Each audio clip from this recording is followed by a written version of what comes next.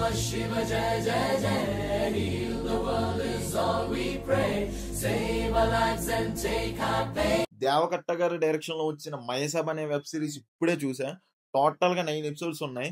Each episode 40 minutes run time తో Sony leave లో stream అవుతుంది. జెన్యున్ గా చెప్పాలంటే ఈ సిరీస్ మీద నాకు అసలు ఇంట్రెస్ట్నే లేదు. జస్ట్ రివ్యూ కోసం అని స్టార్ట్ చేశా.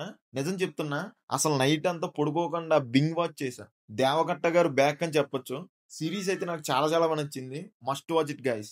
నార్మల్ గా మనకు తెలుసు దేవకట్ట గారు పొలిటికల్ డ్రామాస్ తీయడంలో దిట్ట అని. కానీ లాస్ట్ ఫ్యూ మూవీస్ లో ఆయన మార్క్ అయితే మిస్ అయిందని చెప్పొచ్చు.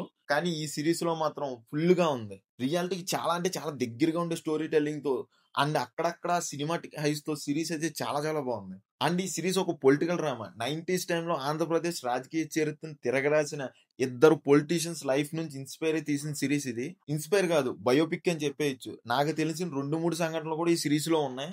అసలు అలా ఎలా చూపించేశారు రా బాబు అనిపించింది. వాళ్ళు ఎవరో చెప్పాల్సిన అవసరం అయితే లేదనుకుంటా. డైరెక్ట్ నేమ్స్ చెప్పకపోయినా యాక్టర్స్ బాడీ లాంగ్వేజ్ తో ఈజీగా అర్థమైపోతుందండి. అండ్ ఫస్ట్ గా లీడ్ రోల్స్ లో యాక్ట్ చేసిన ఆది పినిశెట్టి అండ్ చైతన్యరావు యాక్టింగ్ అయితే పీక్స్, అసలు నెక్స్ట్ లెవెల్. అంతే, చాలా చాలా బాగా యాక్ట్ చేశారు. చైతన్యరావు అయితే నన్ను సర్ప్రైజ్ చేశాడు. అసలు ఆ రేంజ్ లో చేస్తాడని అనుకోలేదు. ఇన్ఫాక్ట్ కొన్ని సీన్స్ లో అయితే ఆదిని కూడా డామినేట్ చేశారు. అండ్ ఇంకొక బిగ్గెస్ట్ ప్లస్ పాయింట్ ఏంటంటే వాళ్ళిద్దరి మధ్య ఫ్రెండ్షిప్ అండ్ కెమిస్ట్రీ కూడా చాలా బాగా వర్క్ అయింది. కొన్ని సీన్స్ అయితే మంచి హై ఇచ్చాయి. ఏంట్రా బాబు ఈ రేంజ్ లో చూపిస్తున్నారు అనిపించింది. అండ్ వాళ్ళిద్దరికి పడ్డ ఎలివేషన్స్ కూడా చాలా బాగా వర్క్ అయ్యి. మేబీ ఆ క్యారెక్టర్స్ ఉన్న ఆరా మూలంగా అనుకుంటా చాలా బాగా వర్క్ అయ్యి.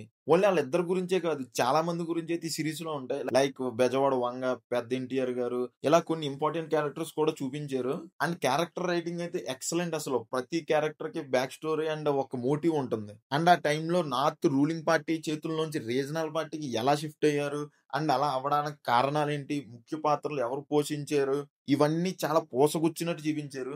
నాకైతే ఇంత డైరెక్ట్ గా ఎలా చెప్పేస్తున్నారా బాబు అనిపించింది. అలా చూపించడానికి కూడా చాలా గట్స్ కావాలి. అండ్ ఈ సిరీస్ లో మెయిన్ గా ఫోకస్ చేసింది ప్రజలకు మంచి చేయాలంటే ఓన్లీ గెలిస్తే సరిపోదు, ఆ పదవులను కూడా కాపాడుకోవాలి. అదే పెద్ద టాస్క్ అన్నట్టు చూపించారు. ఇంకా అవే కాదు, కులాన్ని చూసి ఓట్లు వేయడం, పెత్తందారులు, పెత్తనాలు, ఫ్యాక్షనిస్టుల గురించి కూడా చూపించారు. అవేమి నాకు అంతగా ఏమీ తెలియదు, అందుకే కొంచెం ఇంట్రెస్టింగ్ గా చూసా.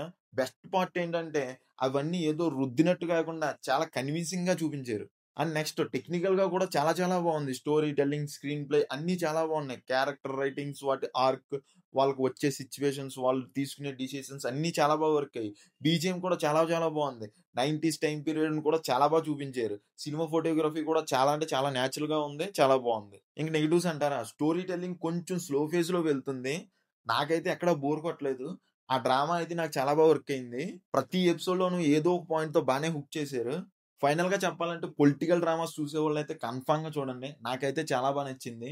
ఎక్కడా నాకైతే బోర్ కొట్టలేదు. And my rating is 3/5. That's it guys. మీకు మా రివ్యూ నచ్చినట్టయితే please do subscribe to our channel. And మీరు కూడా ఈ సిరీస్ చూస్తుంటే మీ ఒపీనియన్ కామెంట్ చేయండి. Thank you all. జై హింద్.